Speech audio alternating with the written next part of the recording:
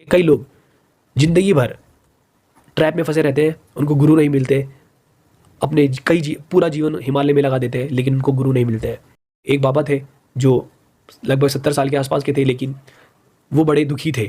तो श्री हम ने अपने जो गुरु थे बाबा महेश्वर नाथ, उनको उस व्यक्ति के बारे में बताया और फिर बाबा महेश्वर नाथ जाके उस व्यक्ति को मुक्ति का मार्ग बताते हैं। फिर वो अपनी बॉडी को लीव करते हैं।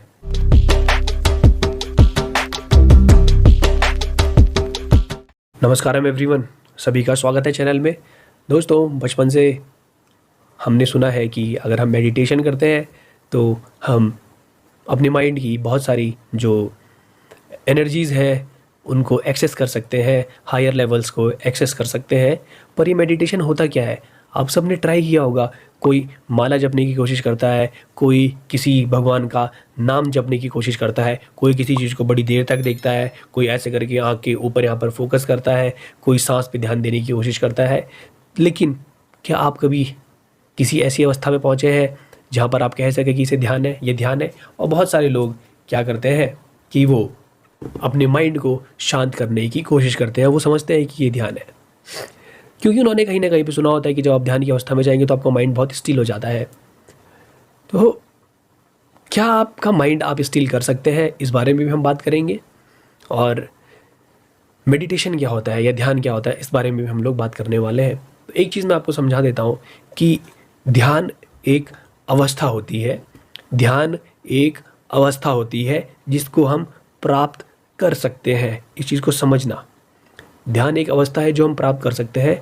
कब? जब हम अपने शरीर और माइंड दोनों के ऊपर हमने सफिशिएंटली काम किया हो। बॉडी और माइंड पे आप ये कह रहे हो कि ध्यान एक, हम ऐसा कहना है, हमने ऐसा सुना है कि ध्यान एक ऐसी अवस्था है जहाँ पर हमारा माइंड स्टिल हो सकता है। तो आपके माइंड को अगर स्टिल होना है तो सबसे पहली चीज़ है कि आपकी बॉडी स्टिल होनी चाहिए। आपकी बॉडी स्टिल तब होगी जब आप अपनी बॉडी पे सफिशिएंट काम करोगे, और वो सफिशिएंट काम आप योगा के थ्रू बहुत ईजीली कर सकते हो। अब मैं ये क्यों कह रहा हूँ कि बॉडी पे अगर काम होगा तो माइंड भी स्टिल होगा?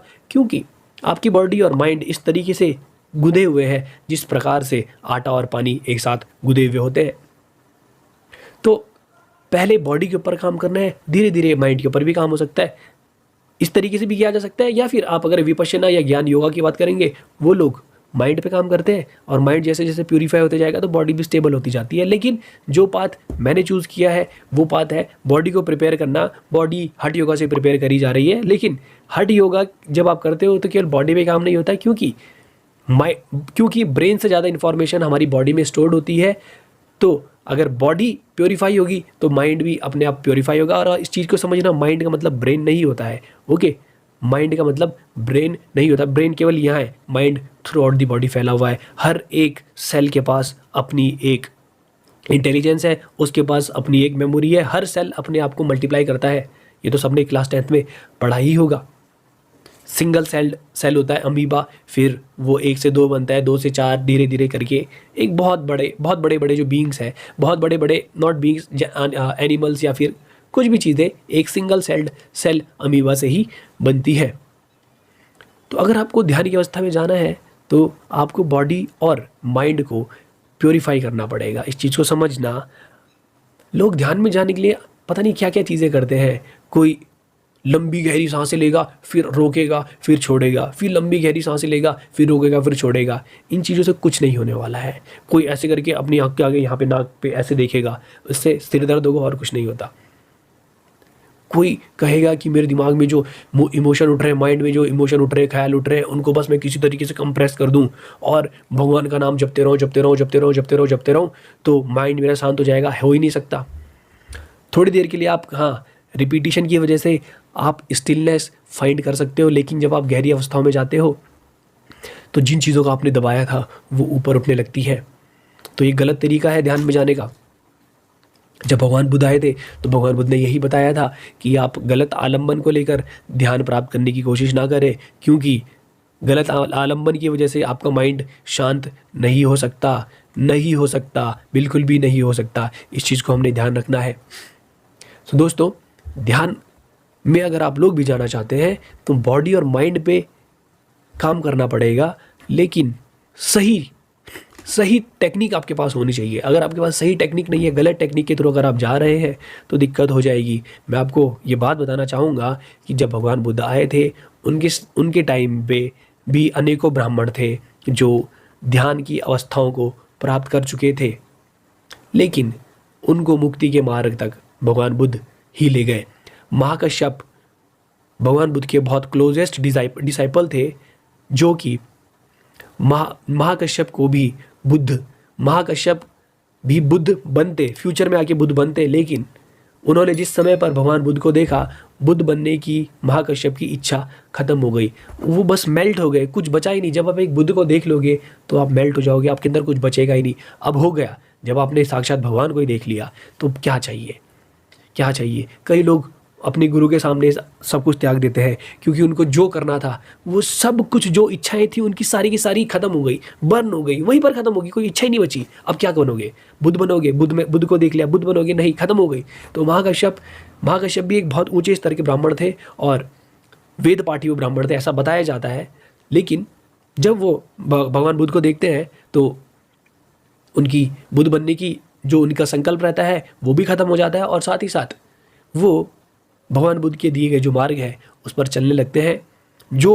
जो टेक्निक वो फॉलो कर रहे थे वो सारी की सारी टेक्निक्स को छोड़ देते हैं, क्योंकि उनके पास जो टेक्निक थी वो गलत टेक्निक रही होगी या सही टेक्निक नहीं थी, जिनके थ्रू वो अपने माइंड को स्टील कर पाते।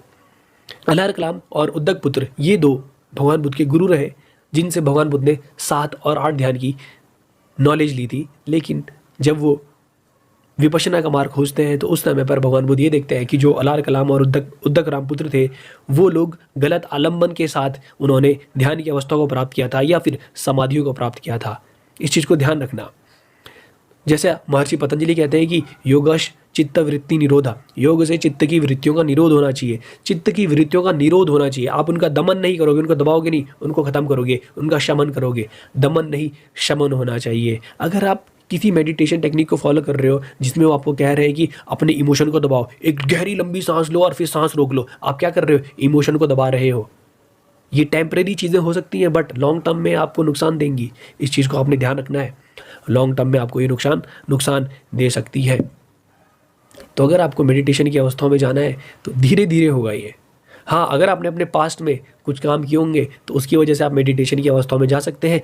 जैसे भगवान बुद्ध जब छोटे थे तो कई बार ध्यान की गहरी अवस्थाओं में चले जाते थे अपने आप, क्योंकि वो ऑलरेडी अपने कई जीवन काल में अपने ऊपर काम कर चुके थे, तो अब वो ध्यान की अवस्था में जा सकते हैं।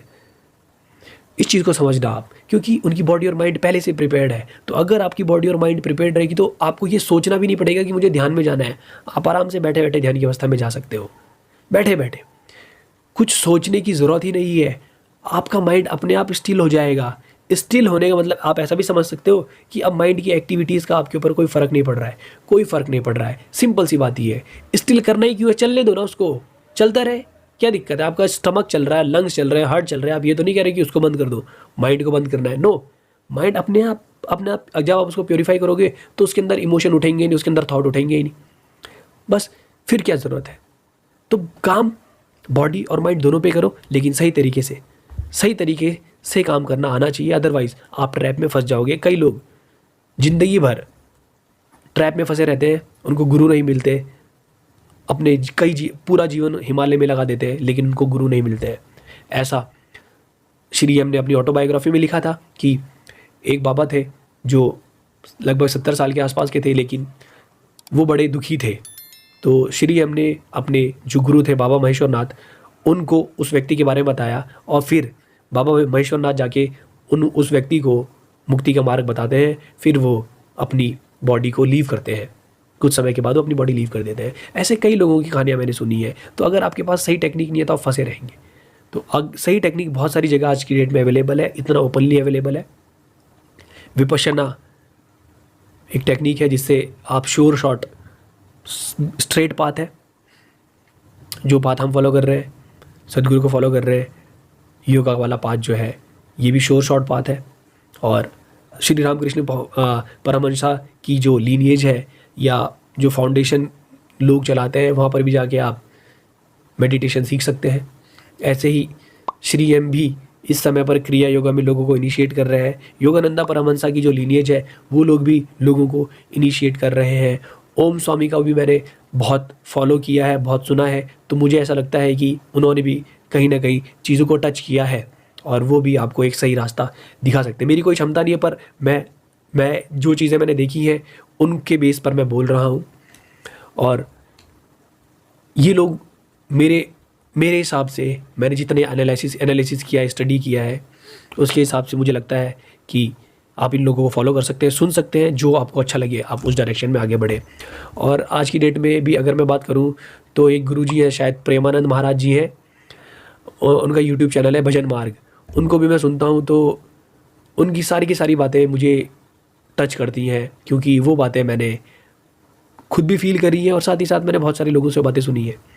विपश्यना मेडिटेटर हो फिर चाहे योगा प्रैक्टिशनर हो, वो बातें मैंने उनसे सुनी है। जिस लेवल से वो बोलते हैं वो लेवल की बातें मैंने और जगह भी सुनी है।